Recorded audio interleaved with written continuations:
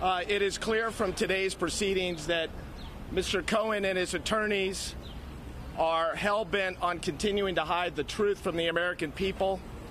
As a result of our efforts, there was a shocking admission that was made in court today, namely that just like the Nixon tapes years ago, we now have what I will refer to as the Trump tapes. Mr. Ryan admitted that there are audio recordings that Michael Cohen was taking for years, and that those recordings are, to quote him, not only do they exist, but they are under lock and key, and some of them relate to my client and her attorney-client privilege communications.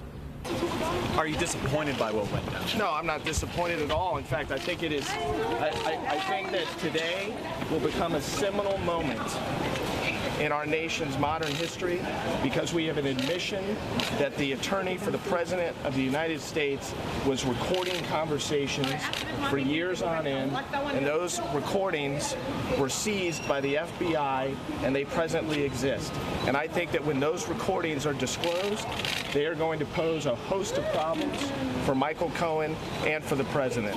Why do you think the tapes that are under lock and key just pertain to your client? It could be... No, I don't know. We know they don't pertain just to my client, because Mr. Ryan, by his comments, if you go back, I was listening very carefully, he made it clear that there's multiple tapes and that some of them relate to my client. Not all of them, but some of them. And our understanding is that there's many, many audio recordings that for whatever reason Michael Cohen created and then kept, and ultimately they will be his downfall, and it may be the downfall of this president. We've done nothing wrong relating to the release of information. We're not under any investigation. Any claim to the contrary is a bunch of nonsense, and is brought by people that don't want the information released to each of you and don't want information released to the American people. We live in a democracy. We live in a free society where people have an expectation of receiving information timely and accurately. This isn't Russia.